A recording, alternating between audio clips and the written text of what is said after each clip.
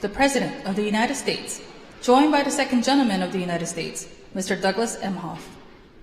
Please, everybody sit down. Thank you. Please be seated. Good afternoon. Good afternoon, everyone. Thank you so much for joining us today. I'm going to start by just saying the Vice President and I are outraged at these horrific terrorist attacks in Israel perpetrated by Hamas. We are outraged. With our broken hearts, we are sending our love, our strength, and our unwavering support to the people of Israel. I'm honored to be with all of you today as an American, as a patriot who loves this country, but also as a Jew. And like all Jews, I feel a deep, visceral connection to Israel and its people. We witnessed a mass murder of innocent civilians. It was a terrorist assault. There is never any justification for terrorism. There are no two sides to this issue. The images that we saw will be seared in our brains forever. Rockets falling on cities. People dragged from their homes and shot dead. Children sheltering from bullets. Bodies lining the streets. And all the while, we see videos of these terrorists cheering on these atrocities. The toll on Israel and the Jewish community is hard to imagine, but we can imagine it because it's happening. And I know many of you have sent texts and calls this weekend checking in on loved ones. And I know too many of you received heartbreaking replies. And we know today that at least 22 Americans won't be coming home. I know you're all hurting. The entire Jewish community is hurting. I'm hurting. And we grieve with you. We stand with you. But thank God we have the steady leadership of Joe Biden and Kamala Harris during this unthinkable time in our history. Their moral compass, their calm, their empathy, are what we need in this time of crisis. And we saw that yesterday when President Biden, with Vice President Harris and Secretary Blinken by his side, powerfully addressed the nation and made clear to the world that Israel has the United States' unwavering support.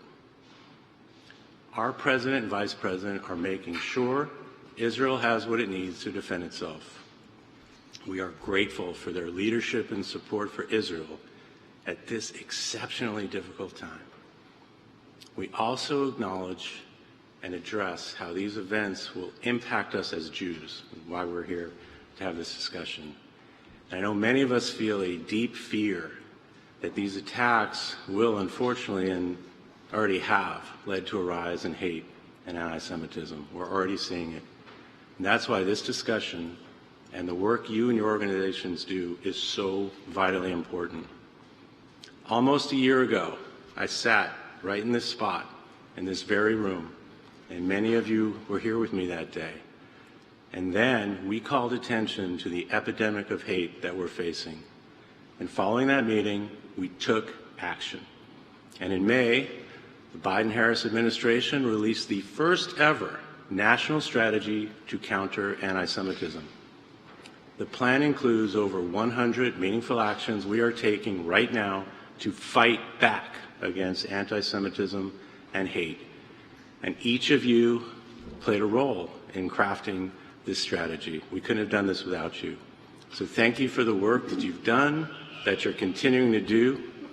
And as we're going to discuss later, myself and the Biden-Harris administration officials are working with federal, state, and local leaders to implement this plan across the country. We're going to continue to bring people together, and importantly, we're going to build coalitions to fight back against hate. We cannot do this alone. The story of the Jewish people has always been one of perseverance and resilience. In dark times, we come together and we fight back, and we also seek to build a better world. Last year, before my trip to Poland and Germany, President Biden took me into the Oval Office. He told me how his father had taught him about the horrors of the Holocaust, and how he later traveled to Dachau with his children and grandchildren to teach them those same lessons. So I know firsthand how important it is to President Biden to preserve our Jewish history and to make sure that hate has no safe harbor in America and the world. As an American Jew, I am so grateful that in this moment of tumult and pain, we have Joe Biden as president and Kamala Harris as vice president. It is now my honor to introduce a true advocate for the Jewish community. Please join me in welcoming President Joe Biden.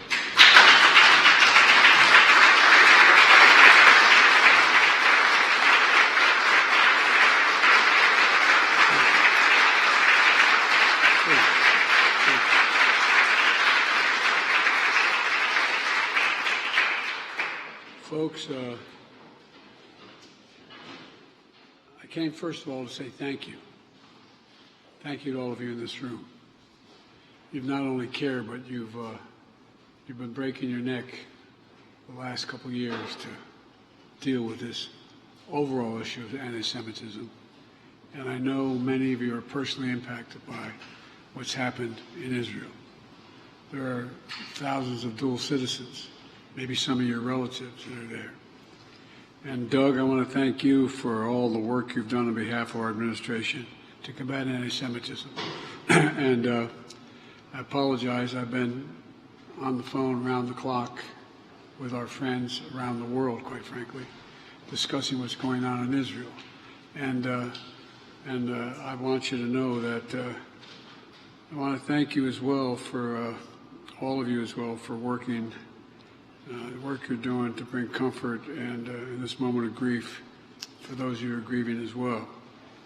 And you'll read this weekend in synagogue, the Torah teaches us that God made stars to, quote, give light on the earth and separate light from darkness. Give light on the earth and separate light from darkness. You know, it's been hard to find that light during the darkness of these past few days. When terrorist groups like Hamas brought not only terror but sheer evil to the world, evil that echoes the worst and matches, in some cases exceeds the worst atrocities of ISIS. More than 1,000 civilians slaughtered in Israel. By the way, I've been speaking with a number of Israeli leaders, a number of leaders around the world, leaders in the region as well. And, you know, among those who have been victimized, this evil, who've been killed, are at least 22 American citizens. This attack was a campaign of pure cruelty, not just hate, but pure cruelty against the Jewish people. And I would argue it's the deadliest day for Jews since the Holocaust. The deadliest day since the Holocaust. One of the worst chapters in human history that remind us all that expression I learned from my dad early on, silence is complicity. Silence is complicity. It really is. And I want you to know, I think you've already figured it out, I refuse to be silent, and I know you refuse to be silent as well.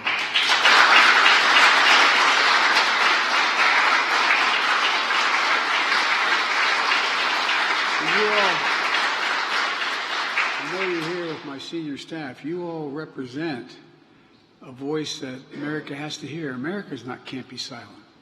You know, we not only reject terrorism, but it goes beyond that. It goes beyond rejecting terrorism. You know, I spoke with Prime Minister Netanyahu for I don't know how many times, but again this morning. And already we're surging additional military assistance to the Israeli Defense Force, including ammunition, interceptors to replenish the Iron Dome, and we've moved the U.S. carrier fleet to the Eastern Mediterranean, and we're sending more fighter jets there in that region, and made it clear to the Iranians, be careful. We want to make it real clear. We're working on every aspect of the hostage crisis in Israel, including deploying experts to advise and assist with recovery efforts. Now, the press is going to shout to me, and many of you are, that, what are you doing to get these folks home? If I told you, I wouldn't be able to get them home. Folks, there's a lot we're doing. A lot we're doing. I have not given up hope on bringing these folks home.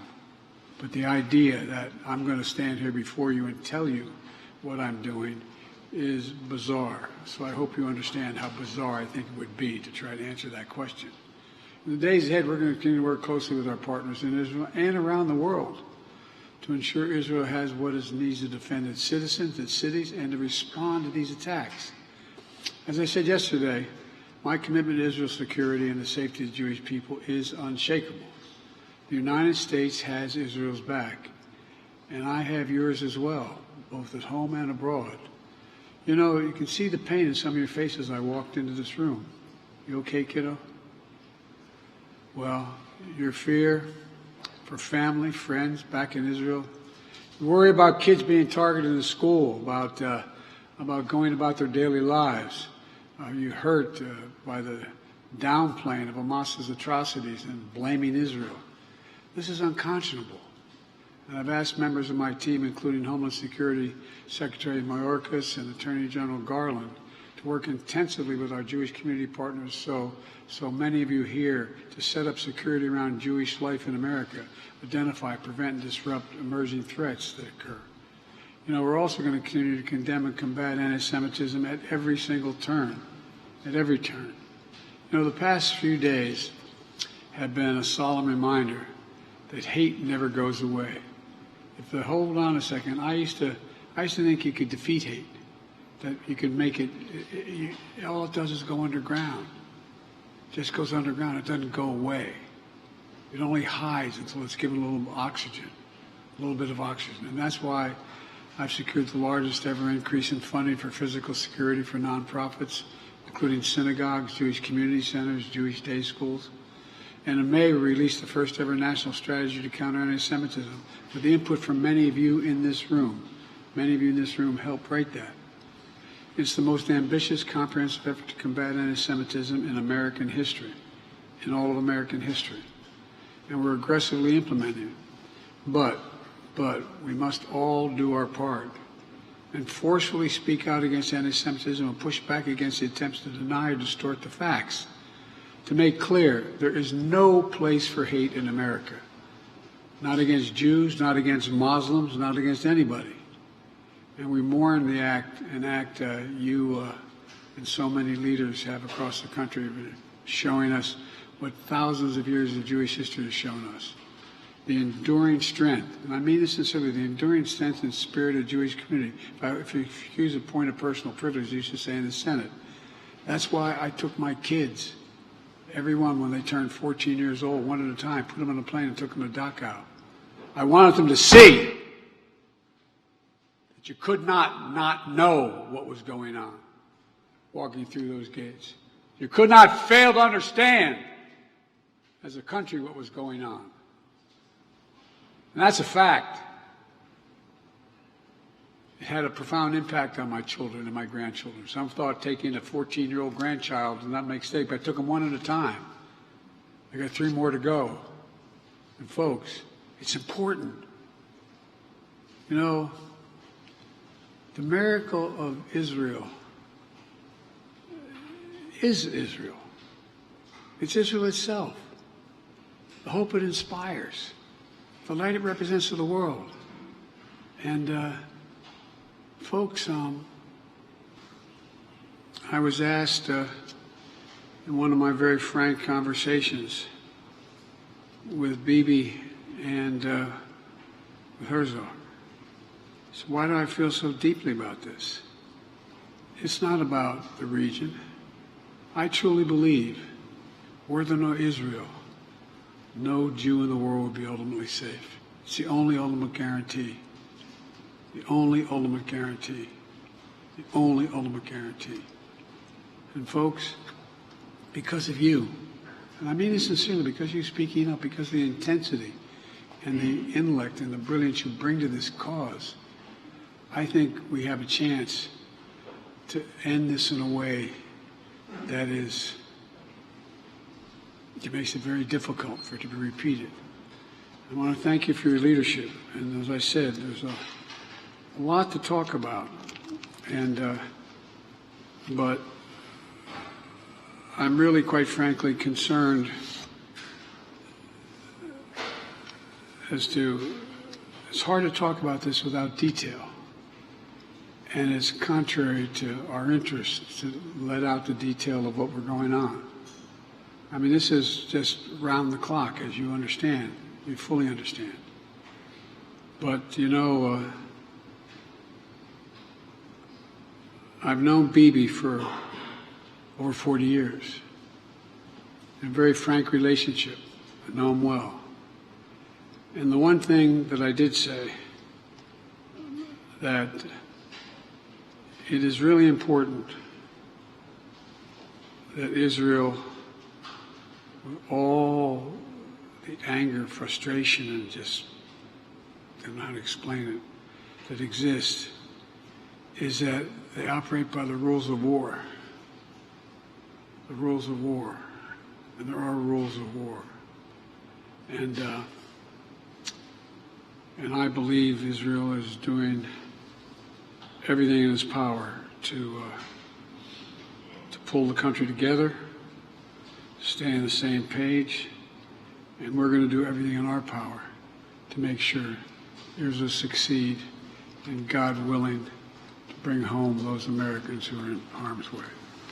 I'm going to let you all have the private conversation you've been having, which you should continue to have, but I just came to basically, I really mean it from the bottom of my heart. I give you my word as a Biden. Thank you. Thank you for the intensity of your support. It matters. It matters that Americans see what's happening. I mean, I've been doing this a long time. I never really thought that I would see and have confirmed pictures of terrorists beheading children. I never thought I'd ever, anyway, but there are countries in the region that are trying to be of some help, including Arab nations that are trying to be of some help. So, anyway. Mr. President, where do you draw strength in these troubling times? From my faith. From my faith.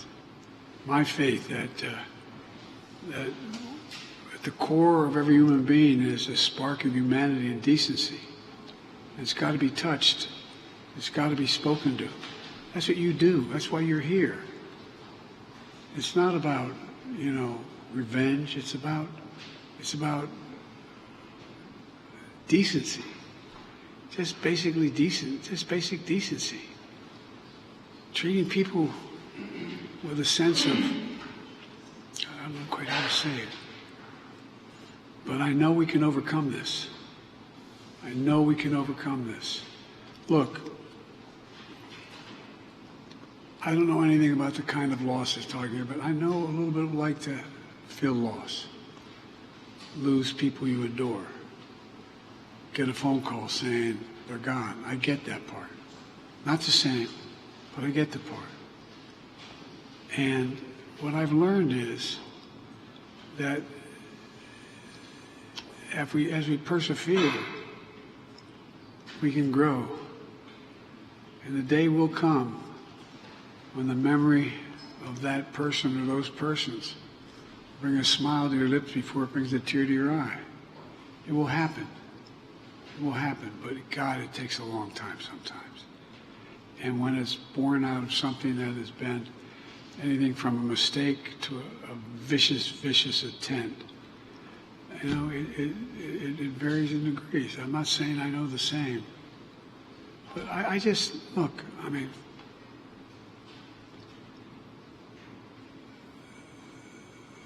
I'll never forget, well, I won't go into that. Anyway, I just think that if we stay true to our values, pursue with every inch and every bit of our energy to get this right, we can bury this again and bring people back. bring people home and bring it together. I think we can change the Middle East. But then again, I have been referred to as a congenital optimist. And I'm not going to answer any questions from you guys right now, but my team here knows when the press is gone, they'll talk more directly to you. But even then, they're not going to be able to tell you all that we're doing and all that's going on. So. Question, sir. We please say thank you. 80 years ago this week, a group of 400 rabbis came to Washington, hoping to meet with Franklin Delano Roosevelt and appeal to him to act to rescue the Jews who were being persecuted in Europe. And they were refused meeting with President Roosevelt. They were refused entry to the White House. And the fact that we are here today, and you have spoken as the President of the United States so clearly in support of Israel, so clearly in support of the Jewish people, and welcome leaders and representatives of the Jewish community into the White House for this discussion, shows what a dramatic distance we've traveled in these United States, and we as a Jewish community are blessed to live today in these United States, and we thank you for your leadership and your moral fire.